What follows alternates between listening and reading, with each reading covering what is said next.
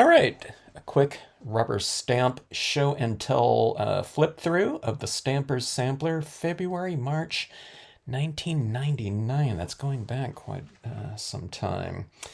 But I thought I would do a little flip through of this and just look at, seeing what we were doing roughly around the same months, but back, you know, quite a few years at this point in time. All right, so 695 cover price right here. It says new format. I'm not sure what new format. Maybe the way they laid out their pages in here or something like that. Colleen was the publisher, and she used to come around to the Huntington Beach Stamp Club, which is a pretty big club, as far as stamping went back in those days, because Huntington Beach was pretty close to Stampington Company's base, which I think was Laguna or something like it, South Orange County in California. And I don't know, this publication really filled a niche as far as like finished cards, I guess, and a glossy full color publication. So it was always cool to see what people were doing around the time when this came out. I'm not sure when the first one was published, but I'm guessing it was around the 95 period of time. I'm not quite sure though. All right, so anyways, but the way they did these here in these full color publications and photographed like this really, it was able to showcase things like three-dimensional types of um,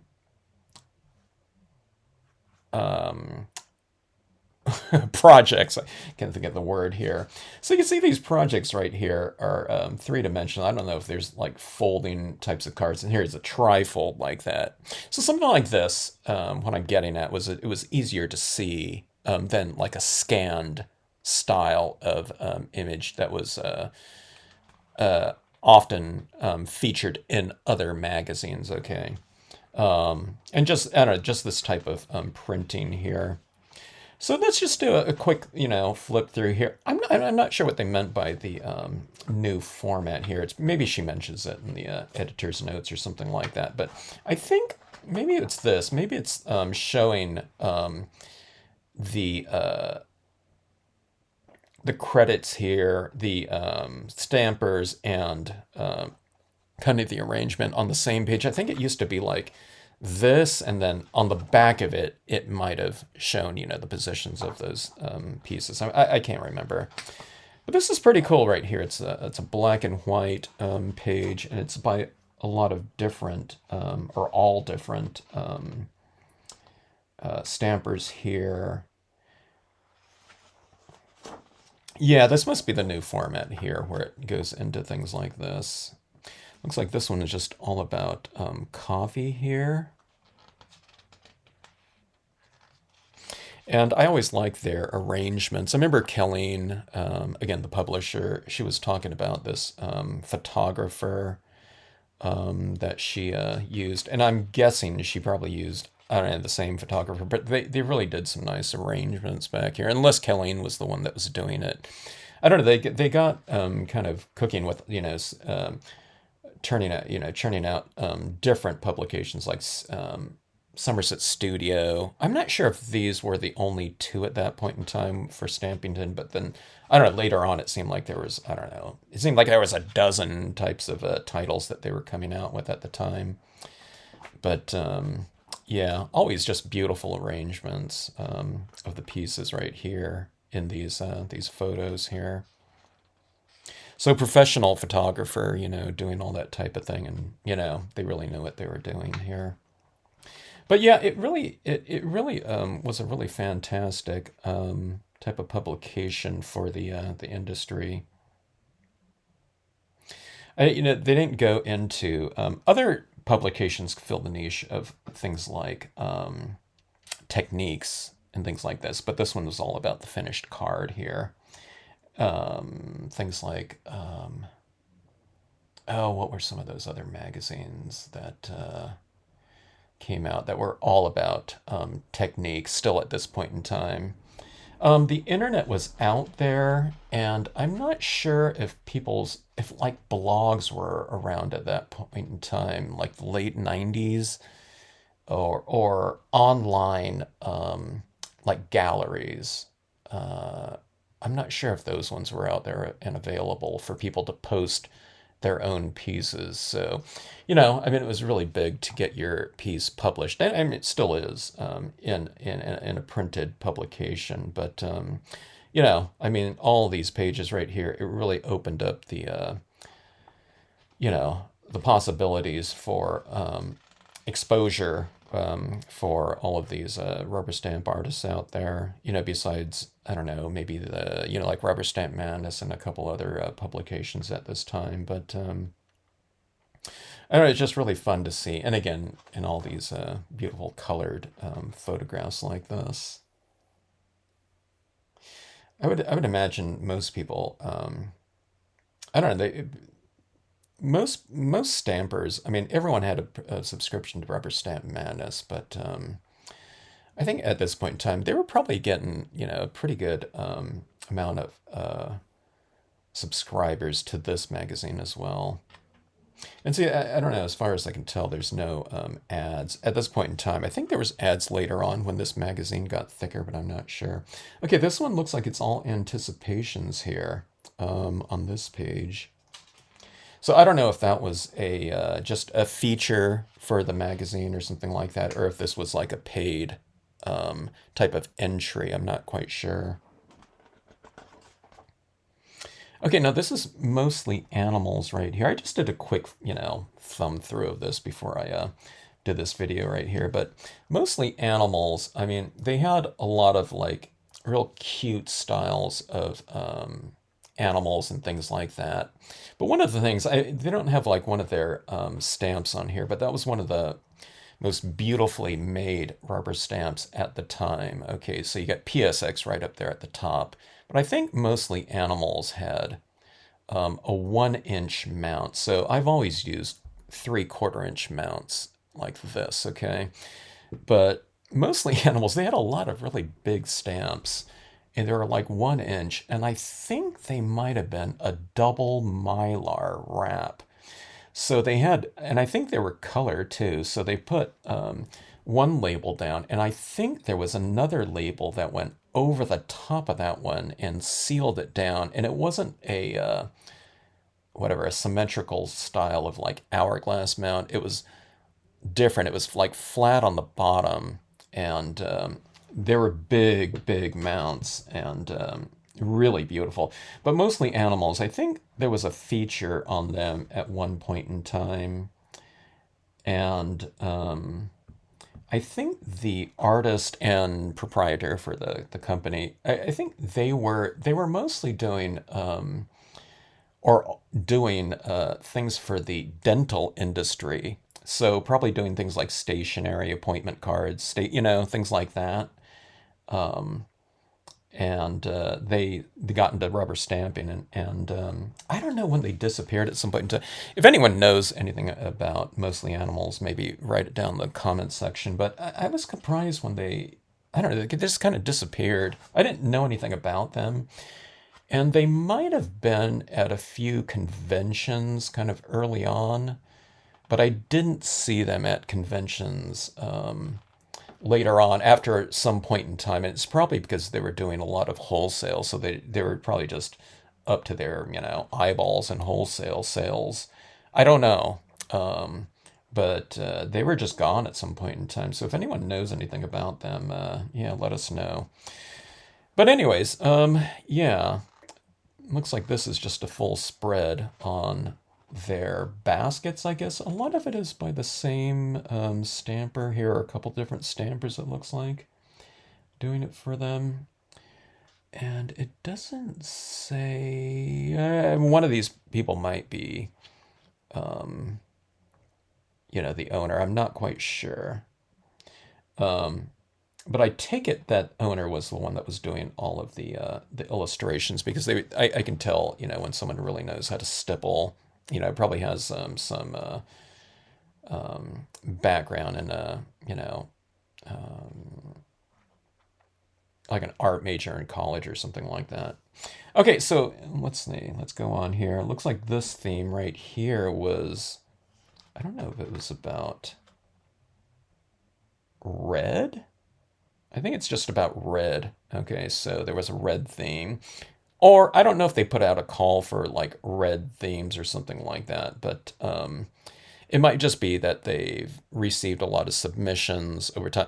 A company like this magazine right here that's calling, puts out a call for submissions. They probably build up a lot of things over time. And it might just be that from a thematic standpoint, they put a bunch of things together um, that just would fit on a page like this. So I don't know. There's like a couple things on here. I think I saw a couple things like watermelon, and then there's watermelon seeds here. But then there's a ladybug and apples right there, and cherries.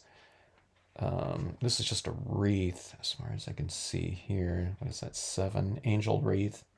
Yeah, so I think that's the way that this one must have gone. Um, if I was just to guess, from a thematic standpoint. But look at this arrangement here with this little basket and this little placemat down here. Here's a couple like plastic apples and I don't know where they get these types of watermelon things like this. Those little props, which is really cool. So at that point in time, let me see, was like Amazon out there? Where are you going out and finding these types of little prompts like that to put together on a piece? Or they might be thinking about these types of things like way in advance. As they just go around to some different stores and think, oh, that would look pretty cool as an arrangement, or a foundation for some pieces. All right, this is a Stampington Company. Okay, so Stampington Company is the out of Laguna Hills. That's the publisher of this, and that I'm not sure when they started doing their own stamp line, but it's probably around this point in time. I don't know. It might have been earlier, but I mean that's a good idea. If they're doing a publication right there, they all these different publications. It's for like free advertising for the company. If you're doing your own magazine. So cardboard frames and booklets right here. Um, that's not something that I recall people doing or seeing a lot of, but pretty interesting. Okay, so see this right here. A special thanks to Susie Cazier? I don't know. She sent this project in almost 2 years ago and waited patiently for us to find the appropriate time to feature them. Yeah, see, you know, these different publications like this, especially in those days, they're probably getting bombarded with submissions and things like that. So I think they would come out with this, but then there was that other kind of collection, with that thicker book. I forgot what those versions were called. Maybe if you remember, write that in the comments section. But there was this thicker publication, where they probably would publish a lot of different cards, maybe in a more simple format as opposed to these, arrangements like this, custom arrangements just for a couple cards or something like that.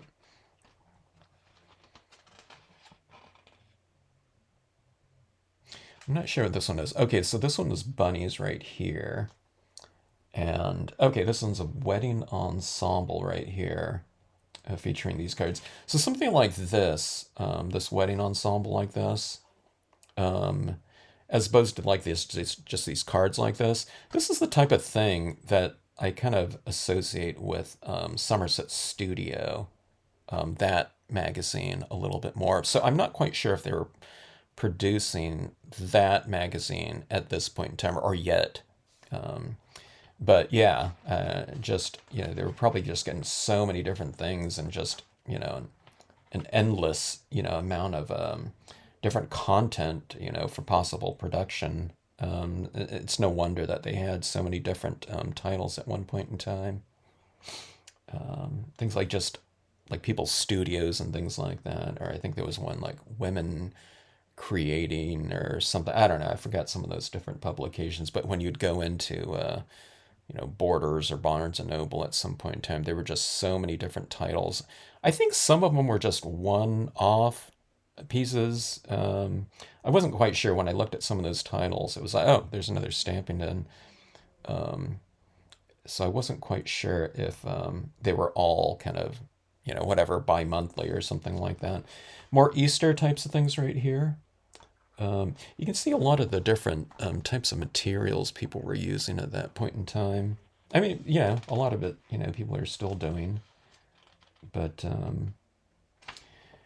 I don't know. Things have changed a little bit, but some things have stayed the same. Here's some calendars like this. I don't know, does anyone still stamp calendars? Those were always a pretty cool project that I saw done. And what's pretty cool about the calendar is it's a natural sequential piece and thematic, based on the months. So I always liked seeing those pieces. And I think some places sold blank calendars, okay? It might have been some blank area up top where you can fill in and then you can do all of your little decorations and things like that within the months down there. So really really cool things. So I saw some like wall mounted ones, like hanging calendars, but then there are also the desktop ones that were really cool. St. Patrick's Day right here. Pretty fun stuff. St. Patrick's Day, when we're talking about like thematic types of things, there's Easter things and, bunny rabbits and things like that, icons for Easter. But as it translates to scenic stamping, what you do is you don't have to do things like, I mean, you could stamp out a scene and have rabbits and Easter eggs and things like that in there, crosses for sure. Um, but you can also do things like seasonal, so like Christmas or something like that. We can think of something like Santa Claus, or you know what I mean, the typical iconic types of things. But you can do seasonal things like winter, or something like this would be spring. Okay. St. Patrick's Day, if you wanted to do things, of course, green trees and green grass or something like that. Um, and you can do a leprechaun in there if you want to, but it can just be like green elements or something like that. And that's, perfectly suitable for, you know, St. Patrick's Day thematic card. More rabbits here. They must have been getting thousands of submissions, I bet. And especially when it comes to something like this. I mean, sometimes, like these, like I said, these magazines, they're probably getting hundreds and hundreds of submissions. And they get some more the following year, but there's only like, so many that can make the cut. So, like on that project back there, there might be a box of things to go through that they might kind of pull out the next year or something like that. So someone might submit a card and it's like, well, I haven't heard back, but then 2 years later you get it published or something like that. So I should interview some of these editors for these different magazines and see what the process was for submissions sometime. Get some behind the scenes look. Okay, let's see here. More bunnies and rabbits. These are pretty cool right here. Just these little balls down here. Who's got the ball? Soccer balls like that. It almost looks like three-dimensional here. Seahorses right in here. Hang tags. Always kind of a cool format for stampers. Hang tags, gift tags, things like that. Something to stamp on. Let's see, what is this here? Samples were pulled from an older collection we had been saving. In the beginning, several cards did not have instructions or credits attached. Okay, so, yeah, so, I don't know when they got these, but like I said, they get these pieces and, if they're not formatted or something like that with the credits, then I don't know. They couldn't or didn't want to print it because they like to put the credits in those these positions right here where it goes into what was used in all of these pieces right here. Effie Glitzfinger. So if you know Art Foamy is right there. That was a stamp frame by them. And number two. But anyway, another little flip through here. Always cool to see. Oh, this one right here is on the back page right here. Look at that cool purple toned theme here. This one's a Mother's Day right here. I think this is just kind of arranged by color as far as I can tell. Purple. I'd like to arrange things in terms of a color theme, on their pieces. And I mean, it looks awesome, but look at this kind of meshing in the background and embossing down below underneath this piece right here. And it was all, whatever, analog, in those days. It probably still is, if they're doing any kind of arrangement. I don't know if they would be adding in like digital elements, these days for something like this, but that little ivy running around, throughout this right in here. I mean, I'm sure it's right there at this point in time. As well as that background, had to be created in there. So it's all like gold embossing right back in that background in there. Unless it's some kind of fabric or something like that, I don't know. But anyways, Stamper Sampler, February, March 1999. Thanks for watching.